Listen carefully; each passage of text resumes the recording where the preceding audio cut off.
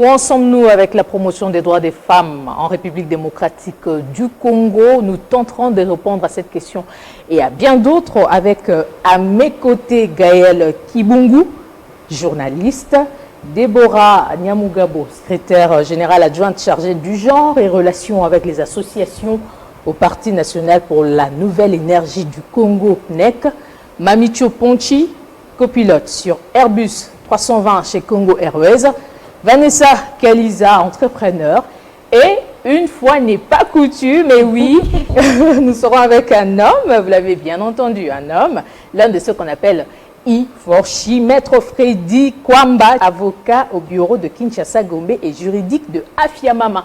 C'est parti pour Spécial Action Femmes.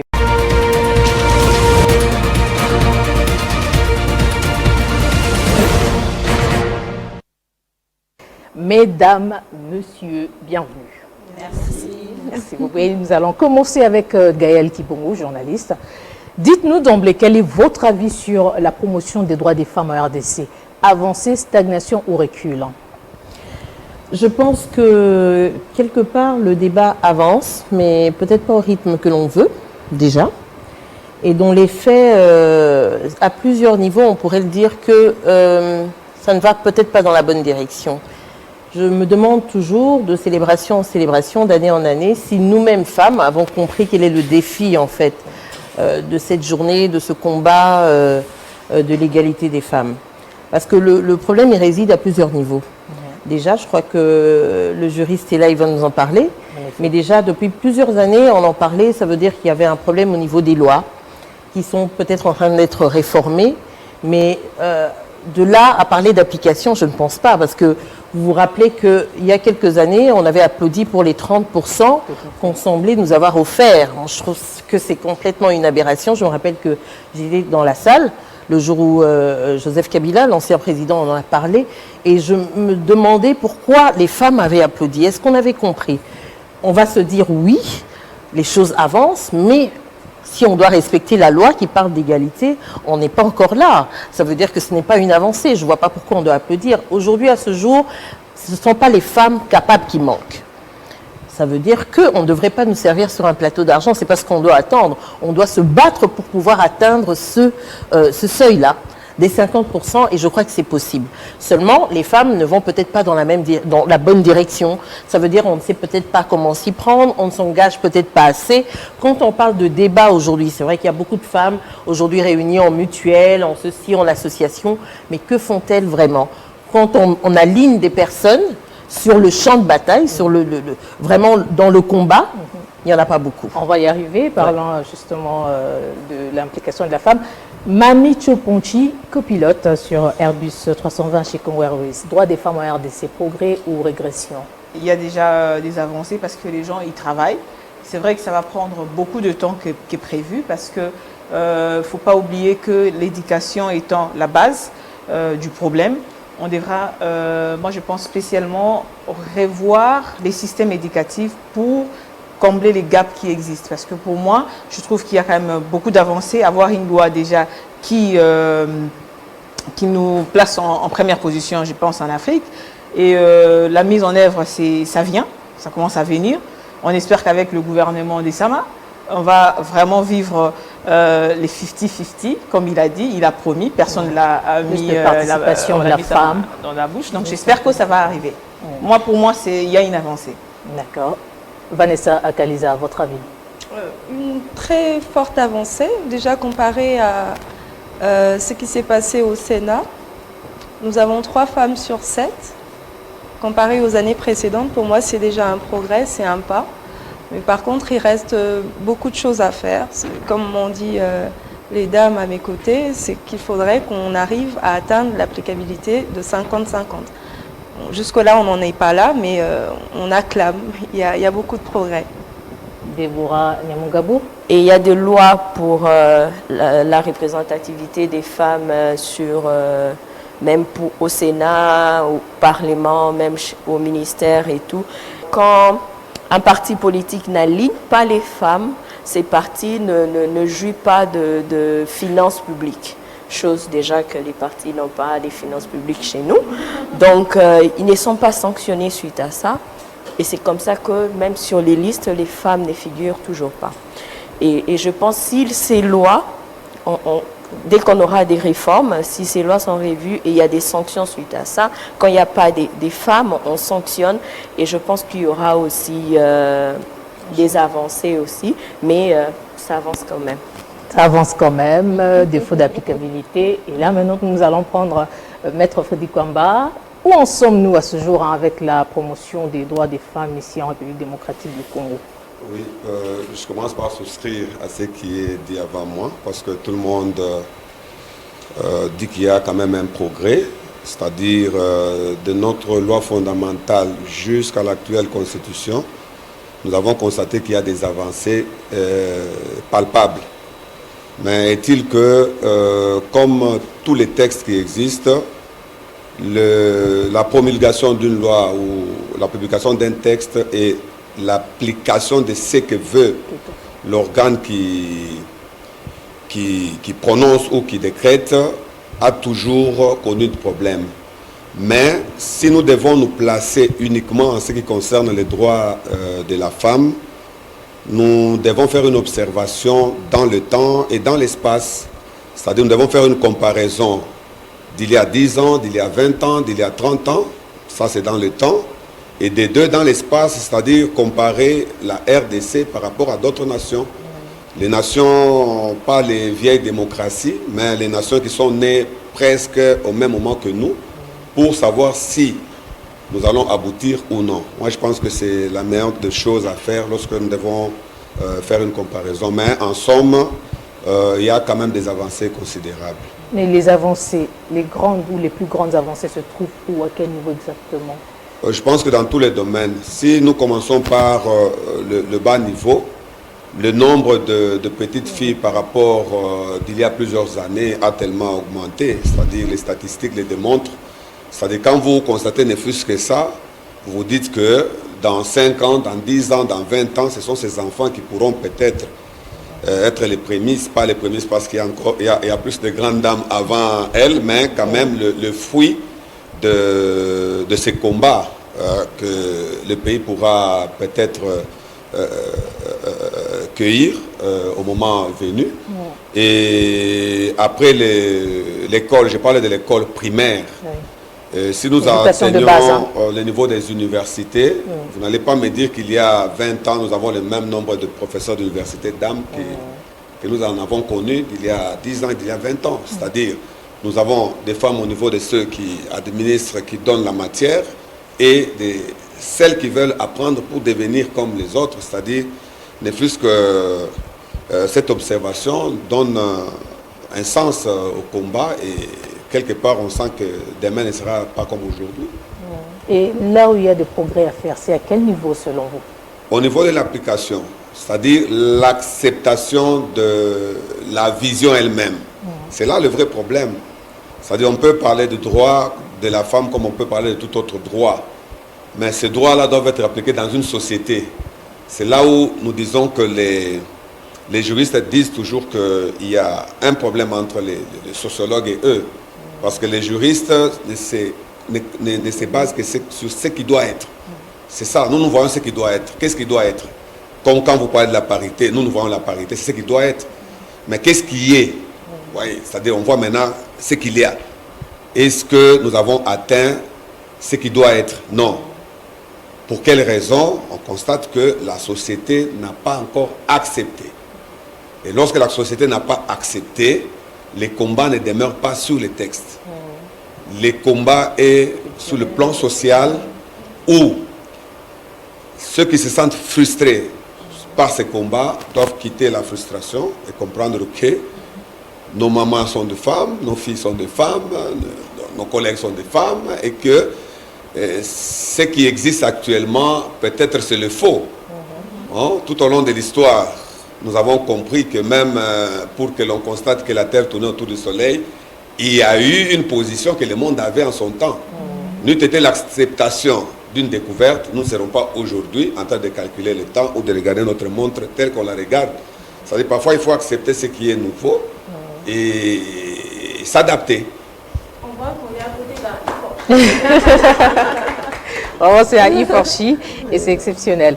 Alors, on va prendre Mami Choponchi. Hein. Vous êtes femme des STEM, STEM qui veut dire sciences, technologie, ingénierie et mathématiques. Qu'est-ce qui explique la faible représentativité des femmes dans le secteur aéronautique notamment, hein? En RDC, il faut parler de vous. Je vais essayer de parler de la culture. Il y a d'abord la culture, il y a les pesanteurs sociaux aussi, et il y a aussi les stéréotypes. Il y a eu un moment, je me rappelle la première fois que j'ai rencontré Gloria, elle était surprise de savoir que c'était Mami Cho la pilote. Parce qu'on a un stéréotype sur les pilotes. C'est d'abord un problème culturel. Pourquoi? Parce que dans le temps, on n'avait que des pilotes blancs pour commencer. Alors, passer de pilote blanc au pilote noir et passer du pilote noir à la femme pilote, vous voyez les étapes qu'il faut franchir et les stéréotypes qu'il faut briser. Donc, il faut réellement présenter ces modèles aux filles et aux parents, parce que ça m'a pris beaucoup de temps pour convaincre certains parents. Aujourd'hui, je suis quand même satisfaite parce que j'ai au moins 3 filles que j'essaie d'encadrer, qui sont en formation. Donc, il y a ces problèmes culturels, des problèmes sociaux. Il y a aussi les problèmes financiers. Les études des pilotes, les études aéronautiques en général coûtent cher. Donc, on ne peut pas s'hasarder à venir briser des barrières. Pourquoi déjà ça coûte cher? Ça coûte cher parce que partout dans le monde, les écoles, c'est quand même des études un peu comme le droit, la médecine, c'est un peu réservé à certaines poches. Ça, c'est pas moi, c'est l'élite. C'est une certaine élite et une certaine classe sociale. Alors, pour briser ça, il faut qu'il y ait des bourses. Il y a des sociétés qui ont établi des bourses pour les personnes vulnérables qui ne peuvent pas avoir accès à ces études. Alors, pour nous ici, les femmes, il faut vraiment de bourses. Avant de passer aux bourses, c'est ce que j'ai dit, il faut d'abord sensibiliser. Il faut montrer aux parents que c'est possible. Aujourd'hui, je suis plus que convaincue que j'ai sensibilisé plus de 1000 parents parce que j'ai des feedbacks sur mes réseaux sociaux. J'ai quand même des feedbacks où les parents veulent envoyer les enfants et ils posent maintenant les problèmes. Madame, je vais bien envoyer ma fille, mais comment je vais faire pour envoyer ma fille? Où je trouve les finances? Donc, moi, je pense que la solution, c'est vraiment mettre en place un système boursier pour ces personnes. Pour un début, on va essayer de sélectionner l'élite, mais après, moi je pense que dans mon travail, tu n'as pas besoin de personnes très intelligentes. On a plutôt besoin des personnes passionnées. Donc il faut voir la passion dans la personne pour la former en aéronautique. Je pense que c'est plutôt les pesanteurs sociaux, les stéréotypes, les préjugés qu'on a autour de pilotes ou de l'aéronautique en général, et les pilotages en particulier, que on n'a pas les femmes qui arrivent. Mais bon, moi j'ai dit aujourd'hui, il y a quand même beaucoup d'avancées. J'ai un groupe que j'ai créé, on a au moins 4-5 filles qui arrivent et me demandent comment j'ai fait pour travailler. J'ai dit, reviens tes femmes, on va essayer de pousser. Voilà. Alors, Déborah Nemugabo, vous êtes secrétaire générale adjointe du PNEC, Parti national, je le rappelle, pour la nouvelle énergie du Congo. D'après des résultats d'une enquête réalisée, ça vient d'ailleurs de tomber par le cabinet Target publié par 7 sur 7, seuls 8%, j'insiste, 8% des femmes figurent parmi les personnalités publiques préférées des Congolais. Qu'est-ce qui explique la faible représentativité des femmes dans les instances de prise de décision, à votre avis? Déjà, premièrement, je veux rejoindre ma sœur Mamicho sur les pesanteurs socioculturels. Parce que vous allez voir, avant le colon, les femmes étaient chefs des clans. Il y avait des femmes chefs des clans au Congo central. Il y avait des femmes chefs des clans. C'est comme ça qu'on a connu aussi Kimpavita, qui luttait aussi pour ça. Mais à l'arrivée de colons, ils ont voulu changer les choses, amener leur façon de faire, parce qu'ils ont senti que les femmes étaient dures envers eux. Et des fois, ils tenaient vraiment aux traditions africaines et tout ça. Et c'est comme ça qu'ils ont eu à changer les choses pour dire que c'est l'homme, pas la femme. La femme reste au ménage, la femme, ils ont vraiment créé un cercle pour la femme. Et ce sont ces pesanteurs qui ont fait qu'aujourd'hui, on sent ces faibles représentativités des femmes, 8%. Mais moi, je me dis qu'il y a aussi des avancées où aujourd'hui on parle de la participation de la femme. Donc on veut faire que cette femme-là, ou avant le colon, qui était roi, reine, aujourd'hui qu'elle revient, qu'elle reprend sa place, qu'elle redevienne, pourquoi pas, présidente de la République, parce que c'est le rôle qu'elle avait avant l'arrivée de Colomb. Donc, c'est suite à tout ça que nous ressentons tous cette faiblesse. C'est vrai qu'il y a une participation, mais c'est quand même à pas de tortue. Hein? Depuis, pourquoi on avance toujours à pas de tortue, finalement? Mais ce problème culturel, d'abord, il faut dire que c'est le problème le principal. Et c'est un problème mais les choses ont changé. Difficile. Il y a maintenant plus Oui, de mais dans l'école, une Freddy l'a infime dit. partie. Ça veut dire que à la fois, on vit dans une société qui est à la fois moderne et traditionnelle en République démocratique du Congo. C'est un peu le problème de l'Afrique en général, mais c'est vrai qu'il y a des pays qui ont beaucoup d'avance sur nous, parce que les pays à côté, il y a beaucoup de présidents de la République, maintenant femmes, qui arrivent.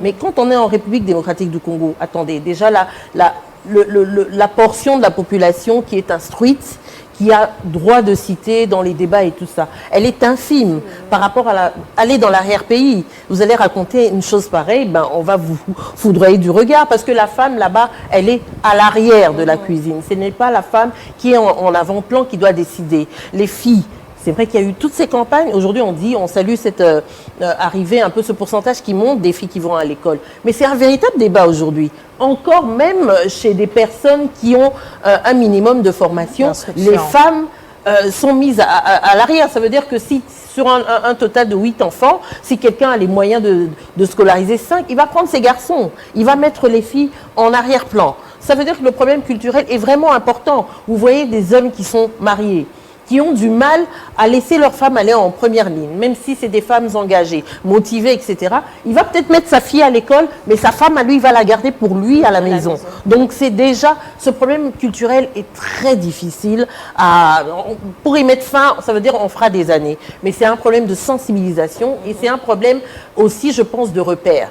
Gloria, il faut qu'il y ait des femmes qui montrent l'exemple. C'est bien d'atteindre le quorum. Si on atteignait 50% de femmes aujourd'hui, tout le monde allait l'applaudir. Mais qui sont ces femmes qui sont en première ligne aujourd'hui et qui donnent envie aux autres d'envoyer leurs femmes, d'envoyer leurs filles, d'envoyer... C'est exactement ça aussi le problème. Pour nous qui avons envie d'aller et tout ça, est-ce qu'on a les bons repères? Il y a peut-être des femmes avant nous qui n'ont pas fait ce qu'il fallait faire. Et là, ça vient en fait mettre une pesanteur encore à notre combat. Ça veut dire on est en train de parler, il y a des gens qui viendront avec des arguments tordus et vicieux pour nous dire voilà, celle qui est passée avant vous, qui était journaliste, n'a pas fait ce qu'il fallait, donc automatiquement il va condamner la génération à venir. C'est en fait ce débat-là aussi qu'il faudrait ramener.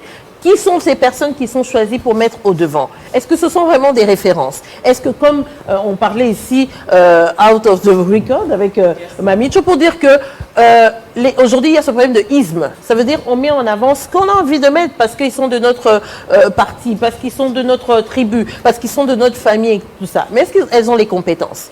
Ces femmes qui sont passées avant, qui ont eu des postes de responsabilité, étaient-elles les bonnes personnes? Les bonnes personnes sont peut-être restées sur le banc de touche en train d'attendre, mais jusqu'à la fin du match, elles n'ont pas été alignées. Et c'est ça qui décourage aussi et qui donne un peu je dirais, de l'eau au moulin de ceux qui veulent être contre cette égalité entre les hommes et les femmes. Ça veut dire qu'il faut atteindre le seuil, ça c'est une chose, mais de l'autre côté, il faut avoir les bonnes personnes. Ça veut dire qu'il faut créer cet équilibre-là par l'excellence. Il faut que les femmes qui sont en première ligne, ça soit les meilleures, les femmes en tout cas qui sont motivées. On ne dit pas les plus intelligentes, les lauréats. Non, ça veut dire des femmes. Il y a plusieurs femmes qui sont engagées. Il n'y a pas de meilleures qui sont... Mais non, parce que les femmes peuvent être formées.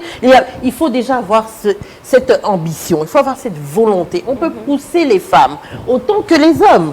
Aujourd'hui, tous les hommes qui sont au poste de responsabilité ne sont pas excellents. On l'a vu, on le démontre tous les jours. Alors cet argument de dire, oui, la femme, quand elle est là, elle va accoucher et puis elle va aller là-bas, et la femme, elle n'est pas excellente. Et les hommes qui ne sont pas excellents, on les met où?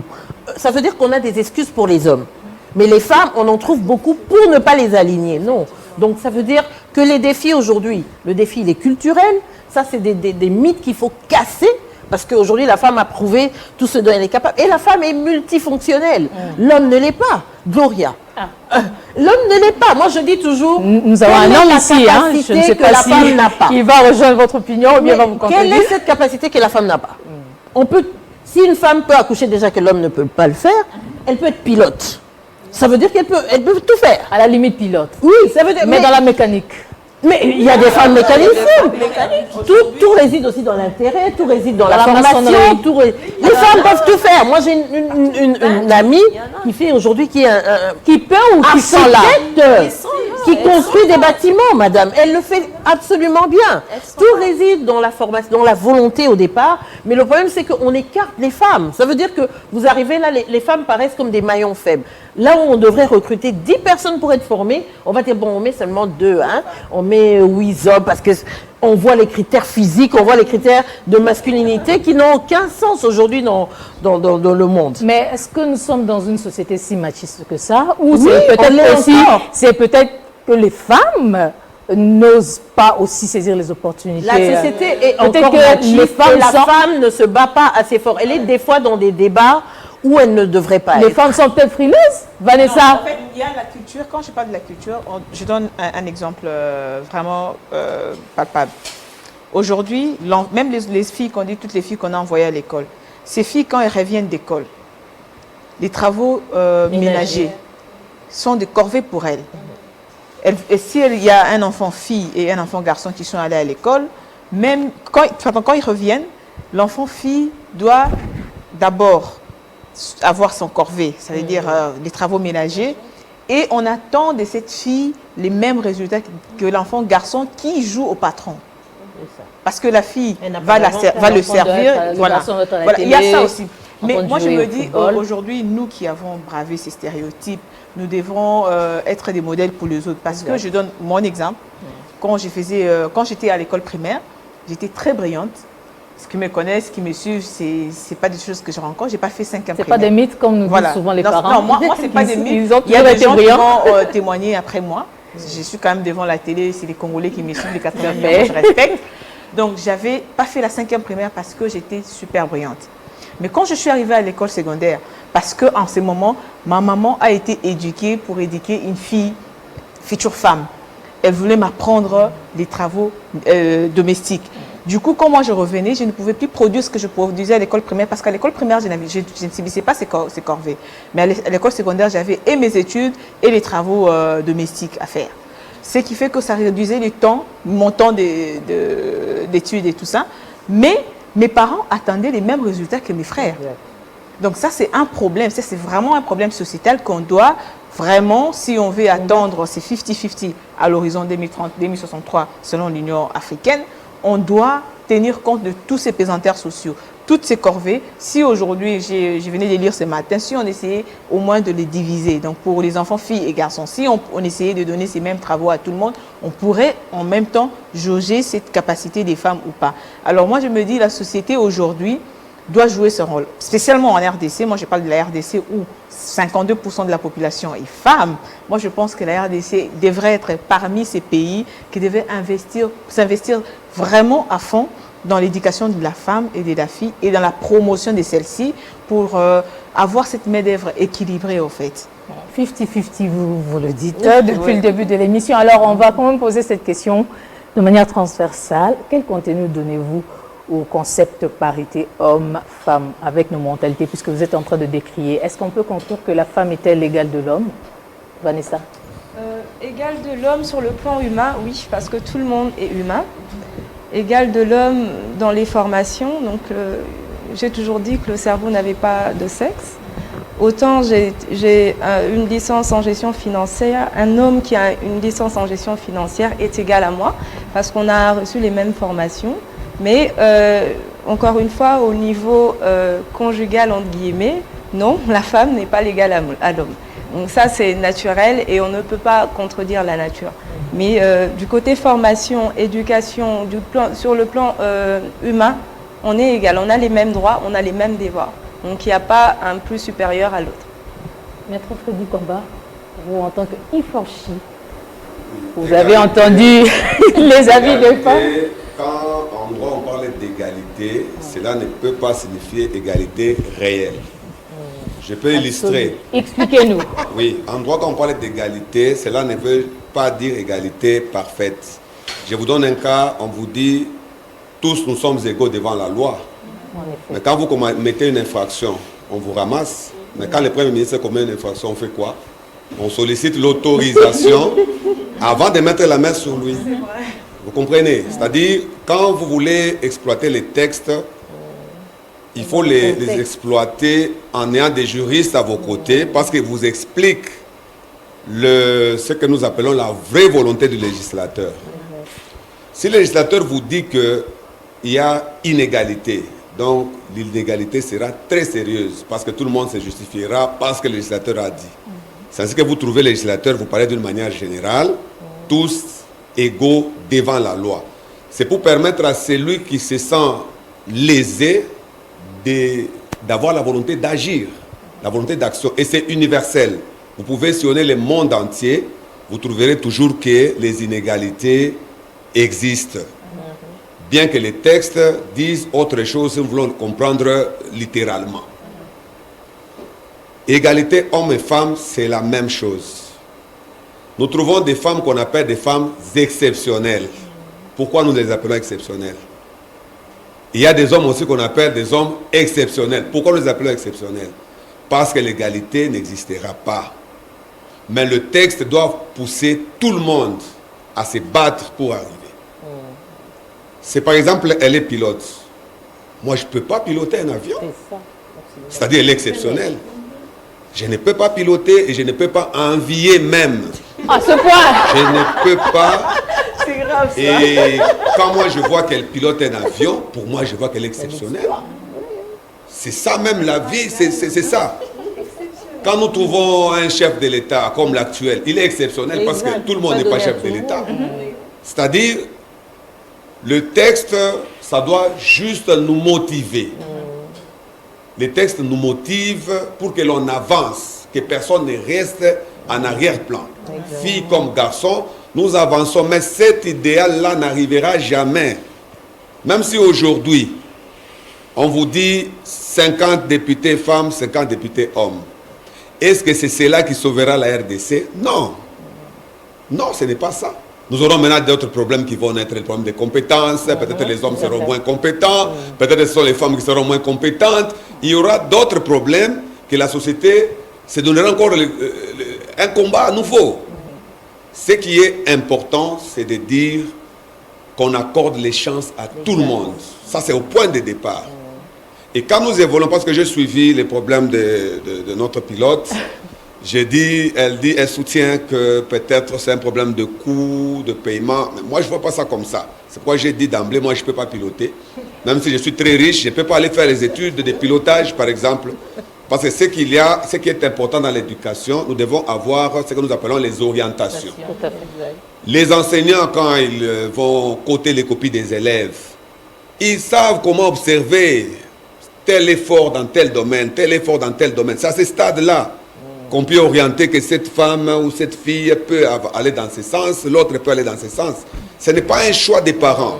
Comme vous dites qu'un parent qui se dit que je veux que ma fille soit pilote, c'est déjà une erreur. Parce que c'est une charge. Non, il y a une nuance. Oui, je vais. J'aimerais bien répondre. Allez-y. Je parle de ces filles qui ont choisi et qui sont allées exprimer les besoins chez leurs parents. Donc ces parents sont limités parce qu'il n'y a pas de moyens. Pour moi, je suis vraiment d'avis que l'orientation, et si vous m'avez bien suivi, j'ai bien dit, moi, l'intelligence pour le pilotage ne suffit pas.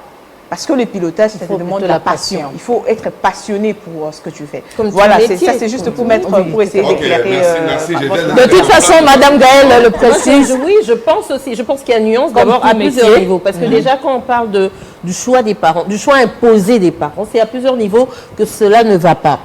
Parce que d'une part, on a, depuis la nuit des temps, des parents, par exemple, qui se disent déjà, telle fille est vouée au mariage. C'est déjà un choix imposé. Ça veut dire, on t'impose déjà ce choix-là, parce que c'est pas donné aussi à tout le monde de se marier.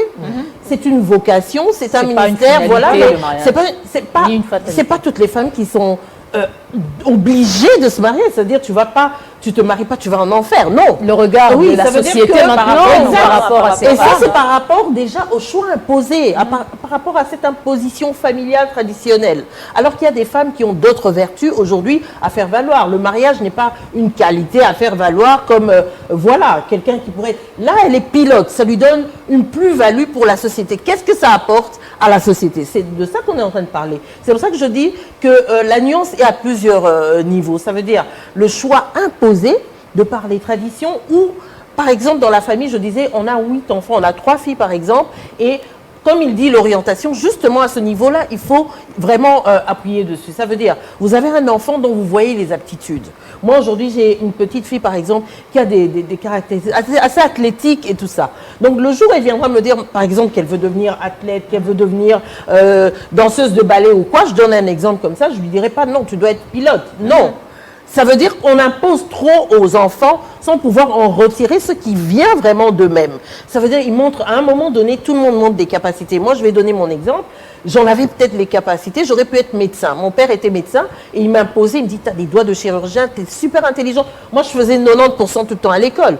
Dans toutes les écoles où je suis passée, tout le monde me connaît. J'étais tout le temps lauréate, première de classe et tout ça. Mathématiques, tout passé. J'étais vraiment excellente en tout. Et j'aurais pu faire un bon médecin aussi, j'ai même commencé à l'UNIKID, mais le cœur n'y était pas, parce que ce n'était pas ma vocation. Par contre, depuis que je suis toute petite, je disais, mes 2 choix, c'était mannequin, ça c'était un peu la mode comme ça, en voyant la mode, mais journaliste, ça revenait tout le temps, et mes intérêts, c'était vraiment par rapport à ça. Ça veut dire, je regardais le journal télévisé, déjà très petite, je feuilletais, j'étais une amoureuse de lecture comme pas possible. Toutes les revues passées, les magazines, j'étais toute petite, déjà, je feuilletais tous les trucs d'infos d'adultes. Donc ça veut dire, c'est quelque part, tu as déjà cette vocation. Et imagine-toi, ton parent vient t'imposer d'être médecin. Seras-tu aussi excellent en médecine qu'en journalisme? Donc, il faut atteindre cet idéal-là. Et on dit, pour revenir à votre question, c'était l'égalité homme-femme. Non, on ne sera jamais égaux. On doit plutôt parler de cette égalité des chances.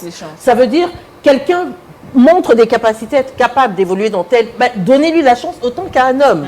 Aujourd'hui, les femmes politiques n'émergent pas. Pourquoi? Parce qu'il y a ces stéréotypes qui continuent. Alors qu'aujourd'hui, pourquoi pas un président de la République femme? Pourquoi pas un Premier ministre? Mais ça va rester sur ce banc, dans ce débat interminable, parce que juste l'homme croit qu'il ne peut pas avoir d'égal scientifique ou cérébral femme. C'est seulement ce débat-là. Voilà. Et nous, les parents, en fait, les parents de la nouvelle génération, on ne va pas se limiter sur des plateaux de télé, comme disait Mamicho. Oui. On doit être chacun une référence. Autant pour ses propres enfants que pour les autres enfants. Quand on est une référence quelque part, ça veut dire qu'on inculque à l'homme et à la femme cette façon de vivre, de voir les choses de telle manière que dans les 10 années à venir, on puisse se mesurer de manière égale sur un terrain professionnel. Oui, le terme égalité des chances, c'est ce que moi j'ai toujours pris. Oui, parce que l'idéal. Dans l'égalité des chances, on crée la compétition. Tout à fait. Si moi je pèse, vous avez 2 enfants qui pèsent 10 kilos, les 2 pèsent 10 kilos. Vous leur donnez à chacun de vous soulever un poids de 25 kilos. Et vous constatez que l'un transpire plus que l'autre. Quelles sont les conclusions que vous tirez automatiquement? Il y en a un qui est plus fort. Voilà, c'est-à-dire, c'est comme un tamis. Au départ, tout le monde est sur le même point d'égalité. Exact. Mais quand on avance, il ne faut pas qu'il y ait davantage donné à l'un par rapport à l'autre. Parce qu'il y a des hommes qui n'arriveront jamais. Il y a aussi des femmes qui n'arriveront jamais. Mais ceux qui vont arriver, nous les appelons les personnalités d'exception. C'est ce qui développe un pays. Mais qu'on ne bloque pas une personne, dès le départ, soit par les us et coutumes, soit par des lois, soit par tout autre acte. Manœuvre des stratégies. Voilà, c'est-à-dire on doit laisser le chemin libre pour tout le monde. Dès les points de départ, c'est ça ma manière c'est ma conception. On ne peut pas aujourd'hui légiférer dans le sens de donner plus de chance à l'un par rapport à l'autre. Donc ça doit être, les textes doivent être, parce que je n'ai pas vu un seul texte en RDC qui a plus bloqué l'évolution de la femme. C'est plus les comportements sociaux. Par exemple, je vais prendre un cas parce que j'ai suivi les travaux. Par exemple, quand les élèves reviennent de l'école, on trouve qu'il y en a qui arrivent, qui doivent travailler, les autres non. Les filles font. Mais moi, je me dis que nous, quand nous étions petits, on enviait plus le travail que les filles faisaient que ce qu'on nous donnait à nous. Moi, c'est mon témoignage personnel. Parce que nous, on avait des travaux très durs. Alors, il faut traiter au cas par cas. Et non, je me dis qu'il y avait des travaux réservés aux garçons quand nous étions petits. Et ça nous fatiguait tellement qu'on enviait ce que les filles faisaient. On trouvait que c'était presque rien. Peut-être aller faire la vaisselle. Moi, je me disais que vous n'aimez pas les hommes. Oui, non, moi je me disais peut-être qu'il fallait me laisser à moi faire la vaisselle et que l'on donne maintenant aux filles de chez nous le travail que nous faisions. Vous comprenez? C'est-à-dire, au lieu de les faire séparément, on peut aujourd'hui, les garçons peuvent faire ceci, les filles peuvent faire cela. Ça, c'est ce que j'ai parlé de l'égalité des chances. C'est-à-dire, il ne faut pas que les autres se disent que nous sommes plus, nous avons ce qu'on appelle la corvée, et nous sommes plus fatigués par rapport aux autres. C'est-à-dire je vais donner un petit témoignage par rapport à ça. Par exemple, je donne l'exemple, j'ai un oncle qui dit toujours, Gaël, moi je laisse, et il laisse jamais sa femme torchonner par exemple sa maison. C'est un prof d'université, il a fait tout, il est passé par les fonctions politiques ou je sais pas quoi, mais il fait sa maison à la place de sa femme. Donc il me dit, sur le plan physique, il faut quand même laisser assez de répit à la femme. C'est vrai qu'elle fait, il y a des grosses choses qu'elle fait. Par exemple, mettre au monde, ça c'est la chose la plus... Un homme ne tiendrait pas une seconde. Donc, il y a des choses vraiment que la femme qui sont données de manière divine à la femme. Mais il y a des corvées physiques aussi qui sont tout aussi éprouvantes pour la femme. Quand on est à la maison, moi je suis mère de famille, donc quand je suis chez moi et que je dois faire le ménage, en fin de journée, tu es KO. Et je me dis peut-être que mon homme, il ne saura pas le faire. Tu le laisses une journée là à faire le torchon, je crois qu'il ne va pas du tout arriver à un domestique. Hormis le fait qu'on peut se payer des domestiques et tout ça. Je parle vraiment de la façon la plus formelle. J'essaye de répondre selon moi, si égalité il y a. Non, si l'égalité existe, moi je pense que l'égalité existe, mais seulement la seule différence, c'est l'aspect biologique. Donc, et cet aspect biologique ne devrait même pas être, on ne devrait même pas avoir débat. Il ne devrait même pas avoir débat parce que ça c'est la divinité. On ne va pas rentrer dans la divinité. Mais quand on parle de l'égalité, moi j'aimerais vraiment mettre un accent sur l'égalité dans ce sens où on a tous les mêmes capacités, les mêmes compétences, on a tous la même force physique quand on le veut. Parce que moi, je me rappelle quand j'ai grandissé, j'avais une grande sœur qui était plus forte que toute la maison. Donc, quand on nous provoquait, c'était elle qui allait taper. Ça veut dire que quand on parle de force physique, voilà, c'est une femme exceptionnelle. Voilà. Donc, égalité, il y a. Et je pense que dans notre société, on ne va pas l'ignorer. Pendant un bon bout de moment, la femme a été reléguée aux tâches ménagères et on lui a empêché d'accéder à l'éducation. Comme Mandela l'a dit, c'est vraiment mon motto. Mandela l'a dit, l'éducation, c'est l'arme la plus puissante qui puisse changer les mondes. La RDC aujourd'hui, on a besoin de l'éducation de cette femme qui pendant, aujourd'hui on va le dire 50 ans, elle n'occupe aucune fonction, enfin, elle occupe peut-être 2% des fonctions publiques. Aujourd'hui, il est plus que temps qu'on puisse mettre ces femmes qui sont déjà éduquées à occuper ces postes, publics pour essayer de mettre, parce qu'il y a ces gaps que j'ai dit au début, il y a la loi et les gaps qui existent, c'est la mise en œuvre. Si on plaçait ces femmes aujourd'hui, je pense qu'elles vont essayer de combler les gaps. Et ces personnes doivent vraiment être des rôles modèles, j'ai mis un accent de rôle modèle pour la jeunesse. Parce qu'aujourd'hui, j'étais en train de lire le matin, en Afrique, ils ont fait des études, il y a 0,4% des députés en dessous de 30 ans. Et je commençais à me poser la question, comment ça s'est fait? Parce qu'on a démontré qu'en Afrique, c'est cette tranche de population qui est majoritaire. Comment il s'est fait qu'ils n'ont personne pour les représenter, par exemple, dans les parlements? C'est parce qu'effectivement, il y a eu un certain, comment on peut dire, il y a une certaine... il y a un préjugé autour de la personne publique. Donc on s'est dit la personne publique doit avoir 40 ans, il doit être barbu, il doit être expérimenté. Voilà. Alors qu'à 40 ans, on n'est pas jeune, on est jeune de 15 à 35 ans. Voilà, c'est encore une problématique. Le concept de jeunesse. Voilà. Pour laisser la parole, je voulais juste dire une petite chose pour que vraiment je ne passe pas à côté. Pour compléter ce qu'elle dit. Quand on parle de ces préjugés, la femme reléguée, moi je crois que le débat chez nous a été porté à un niveau où on veut, alors qu'on doit faire de l'homme un partenaire pour avancer, tout à fait. Je crois qu'on le pousse aussi des fois à la rébellion. Voilà. En fait, on s'en rend compte. Parce que quand on n'insiste pas sur l'égalité des chances, on fait de l'homme un adversaire. Moi je me dis qu'une femme peut être adversaire sur le plan professionnel. Ça veut dire ça doit être compétitif plutôt que c'est pas une bagarre d'individus, le sexe féminin contre le masculin. En fait, c'est ça que je veux dire. Moi, je me dis, la femme reléguée aux affaires de ménage pour ne pas compétir, non. Mais la femme a des vertus à préserver. Ça, il faut le dire aussi. Ce qui énerve l'homme des fois, c'est que on veut en faire un combat vraiment, mais individuelle dans la nature même divine que la femme, que l'homme, que Dieu nous a donné aussi. Il y a ça, il faut quand même, je crois, faire la part des choses.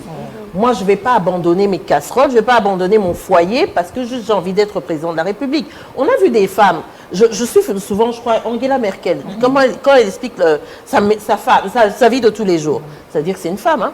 C'est l'épouse de quelqu'un, malgré c'est une homasse, quand on la voit, on se dit c'est des allures d'homme et tout ça, c'est une personne imposante. C'est peut-être la plus charismatique qu'on ait connue. Hein? En dehors de celle je dirais, la première ministre d'Angleterre qu'on a connue il y a quelques années. Là. Et Angela Merkel est devenue une image vraiment de femme imposante. Mais c'est resté une épouse, c'est resté une mère, c'est resté... Voilà. Ça veut dire qu'il faut faire la part des choses. Il ne faut pas se mettre dans un domaine. Le jour de 8 mars, c'est une journée de rébellion. Ça veut dire, ngalelo non la matin, ngalelo non ça c'est l'idée. On va donner la parole à tu vas dormir dehors. À Déborah, parce qu'on va justement la prochaine question c'est autour de la journée du 8 mars. Je crois que c'est la célébration aussi qui pose problème. Freddy, vous avez un peu compris. Oui, j'ai compris les opinions des femmes. Je soutiens. Avant de donner la parole à Déborah. L'idée qu'elle vient de donner.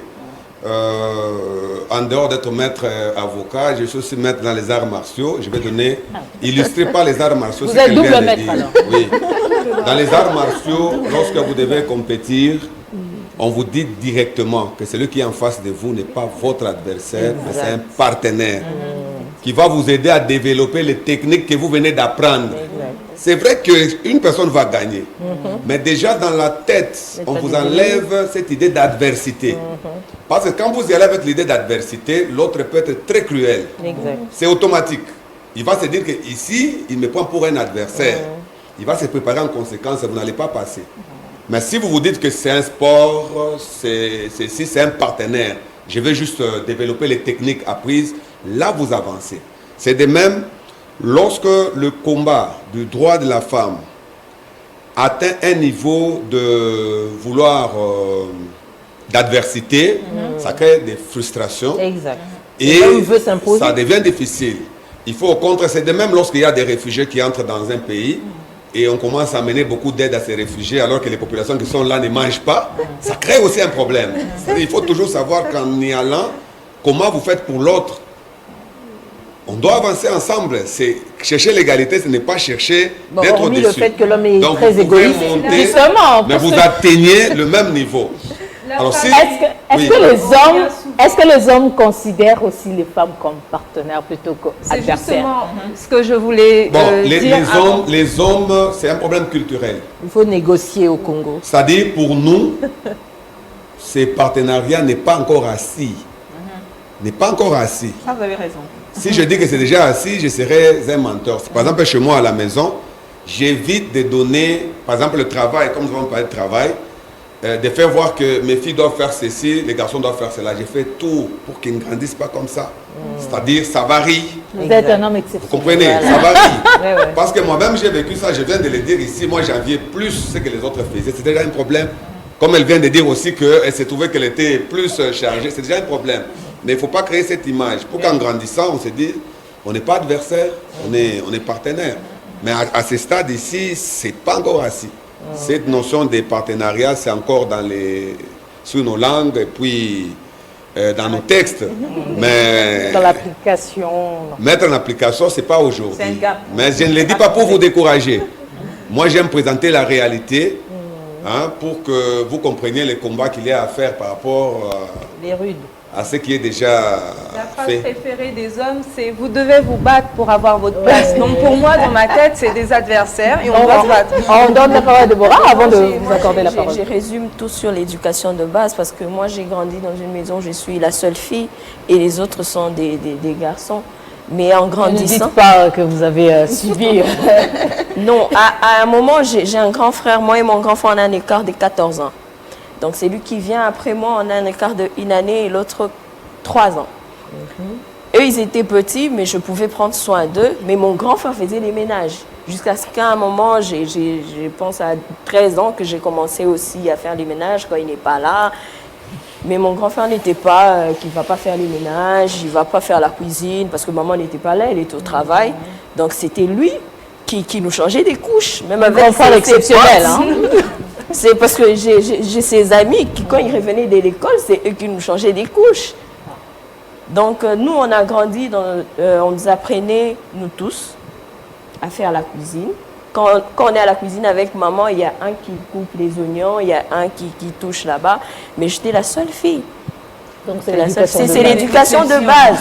Et en grandissant, même quand il faut prendre des décisions sur des conseils d'orientation et tout, c'est nous qui décidons. Mais à un moment, moi je voulais bien faire la science politique, mais ma mère m'a fait voir que à l'époque, pour arriver à l'UNIKIN... Il y a une nuance, hein, elle ne vous a pas imposé là. Oui, elle m'a fait voir, au fait, à l'UNIKIN, la distance de là où je vis et l'UNIKIN, c'était trop long. C'est loin. Et elle me dit, elle ne veut pas me voir au home. Je dois rester à la maison. Pourquoi c'est stéréotype? Non, mais il y a aussi des étudiants qui viennent de loin et qui ont étudié à l'UNIKIN. Non, elle ne voulait pas. Bon, et m'ont fait comprendre, mes parents m'ont fait comprendre ça. Bon, carrément, j'ai accepté de faire l'économie. Mais beaucoup pensent que moi, je fais le droit. Une imposition douce. Hein. Voilà. Mais pourtant, j'ai fait l'économie et je m'en sors bien sur des questions de droit. Et même quand j'ai lu sur des questions de politique, je m'en sors bien par rapport à l'économie. Et c'est comme ça que j'ai fait le management. Pour ça, quand j'ai compris ça, j'ai dit à mon père, j'ai fait le management, je ne fais pas l'économie pure, je pars en gestion parce que je sens que je sais gérer les humains. Donc, c'est question d'orientation et d'éducation de base. C'est vraiment l'éducation de base. Gloria, je vais la compléter. On va d'abord donner la parole à Vanessa qui avait un mot à placer par rapport à la diversité. Oui, je l'ai déjà placé. Je disais qu'aujourd'hui, le mot préféré que vous voyez dans les réseaux sociaux quand il s'agit de débats hommes et femmes, c'est n'attendez pas qu'on vous fasse des cadeaux, battez-vous pour avoir votre place. Donc, pour nous, pour l'homme aujourd'hui, comme disait Maître, c'est qu'on est des adversaires, même si on ne veut pas le dire. C'est vrai que c'est un homme, il est galant, il ne veut pas dire simplement qu'on n'est pas adversaire, on est partenaire, quoique ce partenariat n'est pas prêt à arriver tant que nous, femmes, on n'est pas satisfaites de notre représentation. Il y a ce côté éducation qu'elle vient d'évoquer, il y a aussi ce côté, j'ai toujours dit dans mes conversations privées, c'est que l'égalité arrivera quand nous, les mamans, on arrêtera d'offrir des princesses à nos filles et des super-héros à nos garçons. Donc si déjà j'ai suivi une blague, c'était pas une blague pour moi, j'étais très énervée, qui passait hier sur les réseaux sociaux, un enfant à l'école qui a été... on a posé une question comme ça pour dire qu'est-ce que tu veux devenir? L'homme répond je veux devenir directeur, j'aurai ceci, j'aurai cela. Et la femme répond je serai l'épouse de. Pourquoi? Parce que je pense que sa mère lui a inculqué des valeurs qui lui poussent à penser qu'un homme doit aller travailler et la femme doit être là pour recevoir. La conjoncture actuelle, j'ai envie de dire, ne nous permet plus de rêver dans ce sens-là. Est-ce que si nos mamans ont eu l'opportunité et la chance d'être femmes de ménage et avoir des maisons, voyager en jet privé, nous, au contraire, aujourd'hui, l'économie actuelle du monde ne nous permet pas.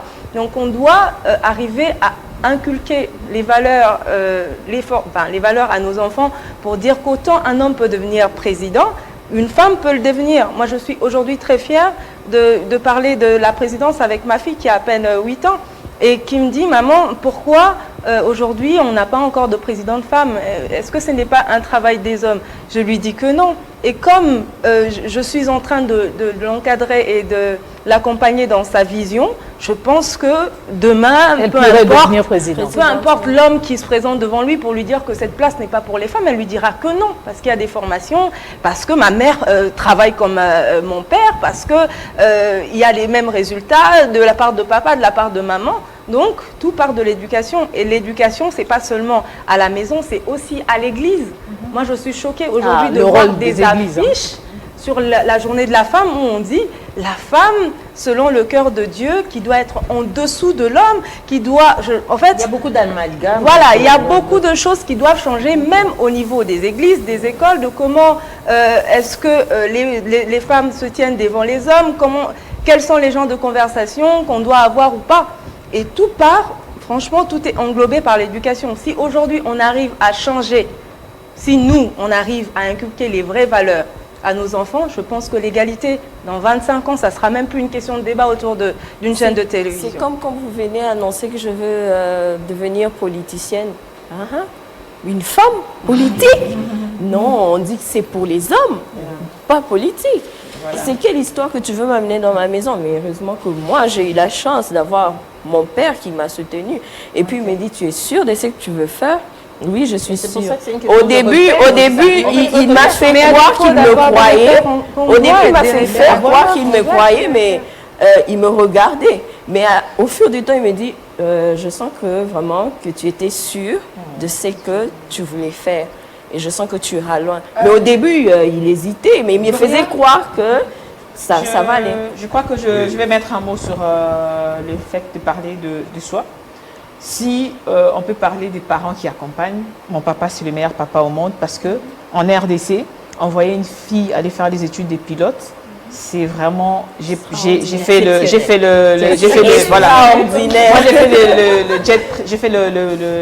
vol VIP. Et quand je parle de VIP, ce sont des autorités. J'ai même eu une autorité qui m'a posé la question, est-ce que ton père est normal? Voilà. Donc ici, on ne va pas parler des exceptions. Ici, on va parler de la société. Le problème, c'est un problème sociétal.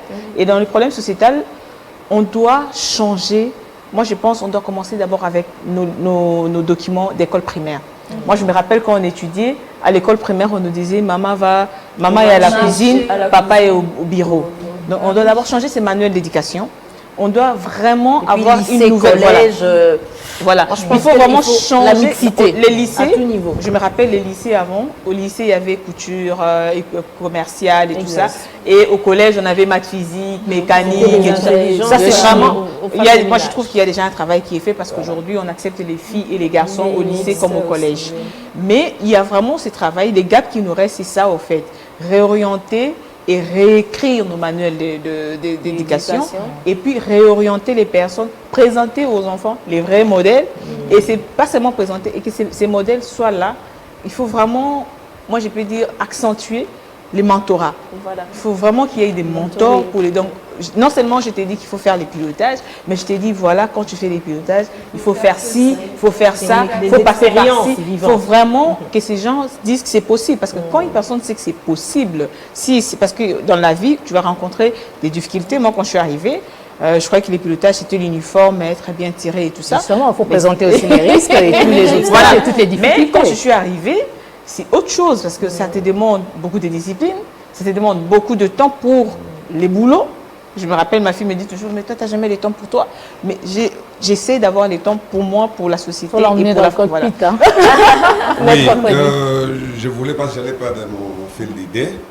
Par rapport à l'idée de Madame Vanessa, moi, je paraphrase toujours un criminologue qui a dit « Définissez les choses comme réelles, elles deviennent réelles par définition ». C'est-à-dire, je n'accepte pas quand vous rencontrez les hommes qui vous disent qu'on ne vous donnera pas ce que vous cherchez comme des cadeaux, vous en faites des adversaires. Non. Que direz-vous lorsque c'est votre parent, votre maman, votre papa qui vous dit ce que vous cherchez, vous ne l'aurez pas comme des cadeaux? Vous en faites des adversaires? Non. Vous lisez Les Laboureurs et ses enfants. Ses pères étaient très sévères envers ses enfants. C'est-à-dire quand quelqu'un vous dit ça, il vous aide. Ah, mais ces hommes-là ne sont pas nos parents. Non. J'y vais dans le sens même de la conception de faire des cadeaux signifie quoi? Faire des cadeaux à quelqu'un, c'est lui donner ce qu'il ne mérite pas. C'est ça, ce qui est simple. C'est lui qui vous dit ça, c'est un maître. Même votre propre maman peut vous dire ça. Parce que moi je suis professeur des arts martiaux. Quand on prépare les élèves dans les arts martiaux, c'est comme ça qu'on leur dit. Tu veux la ceinture noire? Tu ne l'auras pas comme un cadeau. Mais cet enfant-là, qui commence en ceinture blanche, ne me voit pas comme son ennemi parce que je lui ai dit ça. Au contraire, ça les motive maintenant. Que son combat n'est pas contre moi. C'est pourquoi je vous l'ai dit. Moi, je suis son partenaire. Parce que je lui montre le chemin. Je veux que cet enfant se batte jusqu'à ce qu'il atteindra la ceinture noire. Cette ceinture noire-là, ce n'est pas moi qui la tiens entre les mains. Elle est quelque part. Et le chemin doit être rocailleux. Parce que quand vous arrivez, on vous dit vous êtes une femme d'exception. C'est ça le problème. C'est-à-dire, ne définissez pas, ça ne prenez pas les hommes qui vous disent ça comme vos adversaires. Prenez ce qu'ils disent comme motivation. Parce que vous devez aller arracher un trophée. Ce trophée n'est pas entre les mains des hommes. Mettez ça en tête. Ce trophée sur votre propre chemin.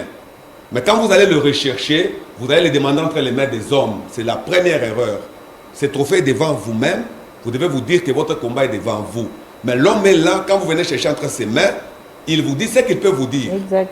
Mais ce n'est pas l'homme qui tient ça. Heureusement, Et puis, battez-vous. ils ne tiennent rien du tout. Donc, Battez-vous. Je vais chuter sur autre chose. heureusement. Je vais vous le démontrer clairement. Nous entendons dire que les travaux ménagères, dont la cuisine, dans nos familles traditionnelles, c'était réservé aux femmes. Avez-vous circulé le monde entier dans les cuisines des plus grands restaurants du monde? Les meilleurs, on Vous dit des que ce femmes sont les majoritaires? hommes. Non. Pourquoi ces hommes ne se sont pas découragés? Parce que quand ils grandissent dans C'est leur ce qui famille, s'impose. on donne aux femmes de faire la cuisine et eux Exact. ne peuvent pas aller là-bas. Dans tous les grands restaurants où moi je suis entré, ce sont les hommes qui tiennent ça. Alors que quand ils sont petits, ils ne les font pas. C'est-à-dire, ne soyez pas complexés. Quand quelqu'un vous dit ça, ça doit vous réveiller. Exact. Et ne mettez pas en tête que c'est lui qui tient votre avenir. Les hommes ne tiennent pas l'avenir des femmes. Ils ne contrôlent pas ça. Mais Mais jusque-là, quand ils vous-même vous pensez contrôlent que c'est parce que les hommes font ceci que nous ne parvenons pas, vous vous bloquez vous-même. Non, Oui, mais moi, ils je crois que- contrôlent. Moi, je pense qu'ils contrôlent parce qu'ils sont majoritaires en On cet contrôle parce instant. que nous-mêmes, on ne se donne Si- pas le si pouvoir de aujourd'hui, renverser on a la- même... Qui dit qu'ils sont majoritaires? Bah oui, Les hommes ne sont pas majoritaires. Moi, je pense dans les Les femmes sont institutions de majoritaires. Oui, l'État. comment ils sont arrivés là-bas? Vous allez ça. les Oui, élire. mais c'est les C'est femmes. vous. Non, Parce qu'on nous non. disait, Comment ils arrivent là? depuis le temps, on nous disait que notre place était dans la cuisine, vous ne devez pas aller en politique. Mais il faut et nos s'imposer maris et nous prouver le imposaient des contraire. choix. S'imposer Donc n'est on pas vous dit... combattre l'homme. Non. Il n'est Non. pas l'adversaire. Non, Prouver de quoi on est adversaire, capable. moi je Voilà, pense qu'on c'est a tout. peut-être une autre définition d'adversaire. Moi je ne le vois pas en tant que rival, non. Voilà. Mais c'est une compétition, donc on est compétitif. Les hommes sont Moi, je majoritaires dans les pense, institutions. oui, dans Parce les que vous institutions. qui êtes Moi, je majoritaire, pense, vous on allez les les a élire. S'il vous plaît. C'est Vous allez les élire. Ils ont été C'est moi qui mène le débat. On va laisser Maître Freddy terminer son Ok, idée. je termine. Et puis on va... Parce que là, renchérir là-dessus. il n'y a pas de souci, madame. On va Et je vous l'ai dit, suivre. vous allez circuler Surexcité partout. par C'est pas rapport nous à avons ça. besoin des penseurs sur la Exact. question du droit de la femme. Exact. Parce que le combat, quand il a commencé uniquement par des femmes qui étaient déçues du comportement des hommes. Il y a eu un Pas des constat. hommes en majorité, mais de leurs Voilà. propres hommes. Le combat a commencé comme ça. Mais plus tard, les femmes ont compris que ce n'était pas ça. C'est ce que je vais vous dire, que ce que vous dites aujourd'hui, que c'est ça même le combat, peut-être ce n'est pas celui-là. Parce que hier, ce n'était pas le même. Mais ce qui est important, c'est de prendre votre combat. Il n'est pas... Donc le trophée que vous recherchez ne sera jamais entre les mains d'un homme. Quand vous-même vous prenez ça, vous mettez entre les mains d'un homme, et puis vous allez crier ailleurs lui que donnez non, le cet pouvoir homme ne qu'il veut n'a pas pas. me donner ce que je cherche, c'est que c'est vous qui avez donné. On a déjà le trophée parce qu'on a la Constitution qui parle de l'égalité hommes et femmes. Justement, on Mais doit- on- pourquoi aujourd'hui... Une constitution qui a été votée par des hommes. Madame, Et la loi à ce fondamentale a dit sujet- quoi? Notre première constitution. Est-ce que cette loi fondamentale avait dit qu'il n'y a pas égalité entre l'homme et la femme? Non, ça, le problème n'est Mais pas la sur le texte. représentation, on avait besoin C'est sur de... le- Moi, je de pense situation maritale Non, pour non, être... pour aller fait, au boulot. Moi, On je avait pense besoin de qu'on ça. peut avoir Madame tous Gaëlle. les instruments juridiques qu'on veut, mais si on ne prouve pas soi-même de quoi on est capable, on ne pourra pas avancer. Ça veut dire, d'année en année, on va revenir sur les mêmes discussions. Le problème, c'est quoi? Déjà, on le dit, oui, les hommes, ils sont là, ils ont le pouvoir, mais qui leur donne ce pouvoir? C'est nous. C'est nous, quand on voit, c'est pour ça que nous, ce la que femme, Maître Freddy on ne disait. doit pas s'atteler à discuter, on doit s'atteler à donner l'exemple et à former. Travail. Aujourd'hui, à travers le monde, c'est pas toutes les femmes qui doivent être leaders, c'est pas toutes les femmes qui doivent être... C'est vrai qu'on se dit, un des objectifs de la femme aujourd'hui, c'est d'accéder au poste de prise de responsabilité, parce que de c'est là où décision. on décide. Mais derrière nous, on doit avoir une base forte, un fondement. Pour être président de la République, tu dois avoir des électeurs et des électrices. Il faut les convaincre. Et souvent, on voit que déjà, la femme, de manière générale, ne s'intéresse pas trop. La femme de la base, le Congolais lambda, ne s'intéresse pas trop à la chose politique. Parce que on se dit, oui, hein, Baro, tout ça, la bouée, il faut Parce déjà qu'ils sont pas commencer formés ni par informés. éduquer ce qu'on estime être notre base. Qu'est-ce qu'on en fait? Est-ce qu'on va continuer à les éduquer C'est pour ça que le travail, vraiment, à la base, c'est le plus important. Ceux qui sont actifs, dynamiques sur le terrain, c'est ceux qui font le plus grand travail. C'est ceux qui vont nous faire vraiment traverser la barrière. Ça veut dire que ça doit être une synergie. On a d'un côté les femmes leaders, mais on a celles qui éduquent. Ces femmes leaders doivent éduquer la base qui est notre fondement, en fait, qui font partie des électrices, qui font partie de cette chaîne de changement. On va évoluer. Le 8 mars de chaque année, hein, on célèbre la Journée internationale des droits de la femme. Sur quoi devrait-on se pencher, d'après vous, et le 8 mars, et tout le mois dédié à la femme? On continue avec Madame Gaëlle et puis on va... Le mois et toute l'année. Moi, je crois que la synergie doit se créer. À partir du moment où on a décidé, d'une certaine manière, de célébrer cette journée, c'est là où on doit prendre des grandes décisions, justement, de synergie, de formation à la base. Moi, je crois que c'est vraiment ça le problème. Parce que quand on voit les leaders aujourd'hui, même dans différents, pas seulement en politique, dans les différents domaines, on voit bien qu'on est minoritaire. Autant de femmes peuvent être, même les diplômés, il y en a autant. Mais quand on voit, par exemple, je vais donner mon exemple de journaliste. Quand tu vas à l'EFASIC, il y a des milliers de journalistes qui sortent de là. Quelques années après, tu vas les retrouver dans les affaires, tu vas les retrouver un peu éparpillés. Il y en a très peu qui viennent faire valoir leur diplôme. Et il y en a très peu qui servent peut-être de référence pour les autres. On va en citer peut-être quelques-unes, je ne sais même pas si on est vraiment une centaine. Sur les milliers et des milliers de femmes journalistes qui sortent. Donc déjà, on voit qu'il y a un problème. On voit qu'il y a un problème. Pourquoi on ne peut pas s'imposer comme référence déjà dans notre domaine? Et comment va-t-on convaincre les autres? Ça veut dire qu'il y a un vrai problème de sensibilisation et de référent. Là où on va, on doit porter cette image-là de leader et pouvoir encourager les autres à faire autant.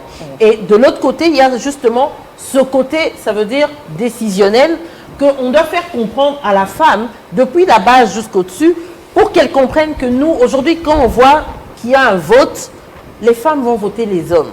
On ne dit pas qu'il ne faut pas voter les hommes, ce n'est pas un combat sexiste. Ça veut dire qu'il faut voter le bon choix. Il faut choisir l'excellence. Il faut que la personne, nous les femmes, on se focalise sur ça. Pas seulement en criant égalité des chances, 50%, 50%, ça veut dire boya, boya, boya, toton, ça va liste. Non. Ça veut dire boya, na oyo, bozana, pour changer les choses. On est là pour changer les choses. On n'est pas là pour venir remplir les listes. Sinon, on fera pareil que les hommes avec un gouvernement de 90 personnes qui ne font rien. Mamicho Ponchi, sur quoi devrait-on se pencher? Et le 8 mars et tout le mois dédié à la femme. Moi, je pense que par rapport à la situation socio-culturelle en RDC, on devrait investir dans les systèmes de mentorat. Donc, on doit vraiment mettre beaucoup d'énergie dans ces systèmes. Pourquoi? C'est la seule façon où on pourra avoir un nombre équilibré de personnes qui comprennent la vision et qui accompagnent une vision. Ça veut dire que différentes femmes dans différents domaines doivent avoir une vision qu'ils ont communiquée à leurs mentis. Et ces mentis seront, moi je pense qu'on doit travailler en forme de chaîne de valeur comme ça. Donc moi je parle à mes mentis ont aussi des mentis et ainsi de suite. Donc l'idéal sera mieux compris et mieux implémenté. Et je pense que dans les jours à venir, on aura, on va réellement célébrer le 8 mars parce que tous ces jours-ci, moi je pense qu'on est un peu perdu. On n'a pas encore défini ce qu'on veut. Moi je pense qu'il faut définir ce qu'on veut, avoir une vision et travailler sur la vision, essayer d'implémenter cette vision. Ce serait plus un débat en fait. Vanessa Kadiza, moi je pense est-ce que ça doit se limiter au pas aux conférences, débats? Tout le monde ne parle pas français, d'accord? Tout le monde n'est pas allé à l'école, tout le monde n'est pas politique, tout le monde n'est pas entrepreneur. J'ai envie de dire, il faudrait qu'on soit focus aussi sur ces femmes qui ne sont pas instruites. Moi, je pense que le développement aujourd'hui du pays passera par les formations, passera par l'inclusivité de toutes ces personnes-là. Aujourd'hui, on passe à Télé 50, la langue qui est prononcée, c'est le français, sachant que la personne qui est au fond du village ne parle pas nécessairement français. Donc, il faudrait qu'on investisse aussi sur l'information, la communication, mais adaptée à chaque zone. La femme qui est à Mouchékiri chez moi, permettez-moi de donner l'exemple, ne sait pas exactement c'est quoi la parité, quels sont ses droits ou pas. Donc, il faudrait qu'on investisse aussi sur l'information, la communication, catégorisée bien entendu par les langues. On va traduire toutes ces informations en langue de chacun d'entre nous, dans les langues de chaque coin, et aussi former. Parce que jusque-là, on a des ingénieurs, on a des économistes, on a des juristes, mais le besoin aujourd'hui en termes, je parle maintenant en tant qu'entrepreneur, c'est qu'on a plus besoin de la main-d'œuvre que de tous ces gros diplômes. C'est aussi inclure l'éducation financière, entrepreneuriale, parce qu'aujourd'hui, il y a plus d'entrepreneurs qu'autre chose, mais ces entrepreneurs deviennent quoi demain? Est-ce qu'ils sont formés? Là, je rejoins Mamicho qui disait le mentorat, la formation, le suivi. Est-ce que ces personnes qui sont aujourd'hui entrepreneurs vont arriver à avoir des fortunes demain? Est-ce qu'ils vont aider l'économie à se relever? Et si c'est seulement pour être entrepreneur et faire manger sa famille, je pense que l'économie n'avancera jamais. Donc vraiment investir sur l'éducation, la formation, l'information, la communication pour qu'aujourd'hui on arrive à parler du développement durable comme c'est prévu dans les objectifs de développement durable. Les débats doivent quitter les salons UP, Voilà. en fait, pour la base. Pendant, il faudrait un peu plus de Il faut penser à travail sur le terrain. Cette année, le thème national est, je vais le citer, leadership féminin d'excellence, société égalitaire et numérique à l'ère de la Covid-19. Maître Freddy Kwamba, quel plaidoyer mener en faveur de la gente féminine ou en tant qu'homme engagé pour l'égalité des sexes? Parce qu'on ne vit pas seulement au mois de mars, une année à 12 mois. Exact. Ce qu'il y a à faire, c'est quoi?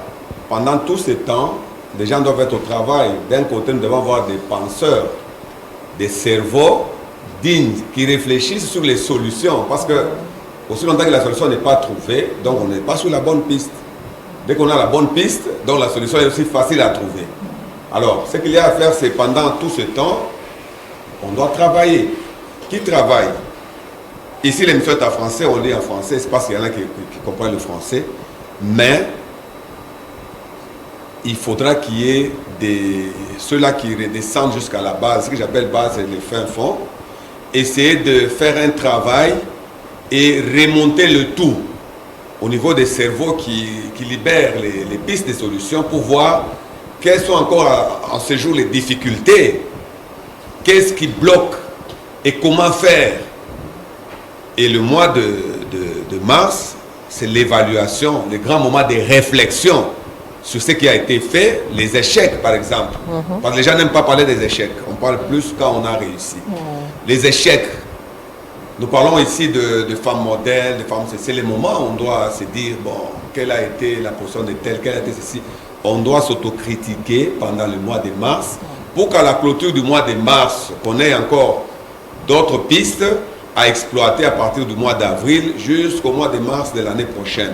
Pour moi, je trouve que ce n'est pas un mois où, parce que jusqu'ici à Kinshasa, les gens appellent le 8 mars la journée de la femme. Vous voyez que c'est, moi, parfois quand j'entends ça, c'est à Kinshasa, je me dis que toutes ces organisations qui parlent de droits de la femme, jusque-là, n'avancent pas, parce que c'est la communication. Comment on peut se dire que c'est la journée de la femme? Non, ce n'est pas la journée de la femme. C'est plus le terme droit qui doit être exploité, le droit de la femme, que de parler de la femme.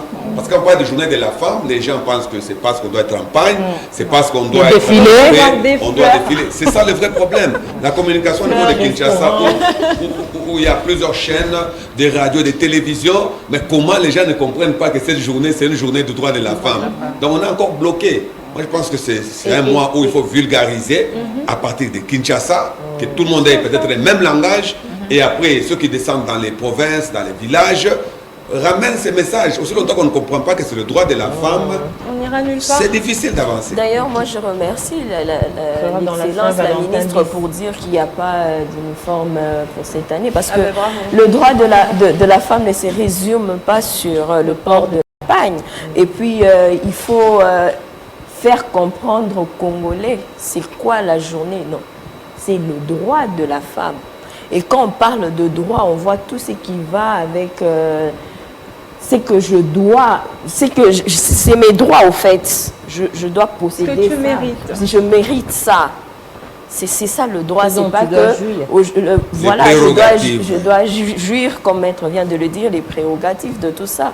Ouais. Un dernier message, un dernier mot, rapidement, aux femmes, mais aussi aux hommes qui nous suivent en cet instant. Et puis nous allons terminer notre émission. On va commencer avec Madame Gaëlle. Aux hommes, c'est un appel, une motivation pour faire davantage. Ceux qui ont compris le combat, parce qu'il y en a qui refusent de comprendre et qui n'ont pas compris. Ceux qui ont compris ce combat de l'égalité des chances, sont déjà des bons partenaires. Il y a beaucoup d'hommes qui sont engagés à travers le monde. On peut voir que ce qui est bon. Donc autour de nous en Afrique, il y a des gens qui ont déjà avancé et je crois que les hommes qui ont une vision éclairée comprennent qu'on ne peut pas avancer sans les femmes. Et aux femmes congolaises, j'aimerais bien préciser qu'il faut recadrer soi-même son combat. Ça veut dire comprendre. Déjà là, on est sur journée de la femme, journée des droits de la femme. Je crois qu'il faudrait aller commencer par là et comprendre vraiment quel est le contexte, quel est le contenu de cette journée pour ne pas se perdre dans des considérations qui ne sont pas utiles dans ce combat. Et quand la femme se donnera les moyens d'avancer, ben, elle va le faire. Si on a encore des femmes qui veulent la facilité pour pouvoir accéder à des postes, on viendra ici d'année en année et on n'arrivera jamais à atteindre l'objectif. Mami Chuponchi. Bon, comme ambassadrice d'ISTEM, j'invite toutes mes sœurs congolaises. Vous savez que les gaps, elle est énorme. Ce n'est pas seulement au Congo, c'est au niveau mondial. Mais j'aimerais que nous soyons parmi ces États qui se seront vraiment investis dans l'ISTEM. Venez dans les sciences. Nous sommes là. Je suis maquillée. C'est plus la femme du STEM comme vous disiez hier. Donc, je vous attends nombreuses. Je suis prête à vous mentorer. Celles que je mentore déjà les savent. Et le combat, il est énorme. Et moi, je crois aux femmes. Et je crois à l'avenir de la RDC qui va passer à travers les femmes. Vanessa Kaliza. Aux femmes de la RDC, le développement du Congo ne passera pas sans nous. Donc j'invite chaque femme dans tous les domaines, dans chaque domaine de compétences, de s'investir, de se former, de s'informer et de communiquer autour de nous. Donc on a besoin de créer un bloc, pas un bloc contre les hommes, mais un bloc pour qu'on soit une force demain, pour qu'on soit le plus représenté sur les institutions étatiques, aussi sur la gestion de la chose publique, des banques et tout ce que vous voulez. Donc j'invite à toutes les femmes de se former. Se former, ce n'est pas seulement aller à l'université. Donc vous pouvez faire des formations professionnelles, des petites formations qui vous aident à être autonome parce que l'indépendance commence quand on est autonome financièrement. Donc n'ayez pas honte, il n'y a pas de saut métier. On y va et on se soutient. Déborah Nyamugabo. Pour moi, les messages que je pourrais passer, d'inviter en tant que politique, en tout cas, j'inviterai toutes les jeunes femmes à rejoindre les partis politiques et à être compétentes.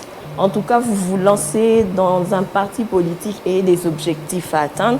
Ne pas voir gauche à droite, focus sur les objectifs à atteindre. Ce sont les postes de prise de décision et déjà au sein du parti politique. Et moi, je suis secrétaire générale adjointe, donc je n'ai pas fait des magies. Il y a aussi des femmes, on a 47% ou 37% dans mon parti politique qui est le PENEC. Il y a une présidente de la Ligue de femmes, il y a une femme déjà en communication et autres postes. J'encourage toutes ces jeunes femmes qui se forment, même pas seulement en politique, dans tous les domaines. Et je leur demande de donner le meilleur d'eux dans leur domaine. On va boucler avec Maître Fodi Kwamba. Un message aux hommes et aux femmes, hein, parce que certaines n'ont adressé des messages qu'aux femmes. Oui, j'ai peur que les femmes, de manière générale, c'est une bataille, c'est un combat, mais toutes les batailles du monde ont les mêmes règles. Vous avancez en ordre dispersé, vous échouez. Exact. Pourquoi je dis ça? Vous ne pouvez pas au même moment vous battre pour vos droits d'ensemble, mais dans la division ou en train de chercher à renverser X parce que moi je veux passer, il faut faire attention. Parce que le combat que vous avez devant, ce n'est pas un combat facile, qui n'a pas commencé par vous, peut-être qu'il ne se terminera jamais par vous. Chez les hommes aussi, ils sont divisés, mais non, les combats des hommes, je peux vous dire que c'est le combat du pouvoir. C'est un combat, c'est vers le pouvoir, et on peut se battre. C'est comme par exemple que vous trouvez 3 femmes qui se challengent pour un poste. C'est normal. Mais moi, je parle du combat d'une manière globale, le combat sur le droit de la femme. On ne peut pas parler d'une organisation qui se bat pour le droit de la femme, mais qui combat une autre organisation qui se bat pour le droit de la femme. C'est impossible. C'est-à-dire qu'on doit savoir ce que l'on cherche réellement, et tout le monde doit comprendre qu'on est liés pour un seul combat. Mais on n'empêche pas qu'on trouve comme candidat en 2023 4 femmes, par exemple, qui vont se battre. Là, c'est normal, parce que là, ils ne se battent pas pour les droits de la femme. Ils se battent pour diriger la RDC. C'est deux choses différentes. Mais si vous êtes dans le carré du droit de la femme, nous sommes hommes. On vous voit. Nous savons dire que non, celle-là, c'est pas ça, parce que comment tu es dans ceci, tu combats l'autre. Comment tu es dans Donc, c'est ce que moi, je puis dire. C'est vraiment mon moment de la fin. Merci. Ce sera tout pour cette émission. Merci vraiment à vous d'avoir répondu à notre invitation. Merci, Gloria. C'est un plaisir. Merci beaucoup. Gaël Kibungu, journaliste. Déborah Nyamugabo, secrétaire générale adjointe chargée du genre et relations avec les associations au Parti national pour la nouvelle énergie du Congo PENEC. Mami Choponchi, copilote sur Airbus 320 chez Congo Airways. Vanessa Kaliza, entrepreneur. Et Maître Freddy Kwamba, avocat au barreau de Kinshasa-Gombe et juridique de Afiamama, étaient nos invités d'aujourd'hui. Avec eux, nous avons parlé, nous avons essayé de brosser la situation de la promotion des droits des femmes ici en République démocratique du Congo. C'en est fini pour ce plateau spécial 8 mars Action Femmes. Merci beaucoup de votre attention soutenue. Excellent mois de mars aux femmes, mais aussi aux hommes. Merci.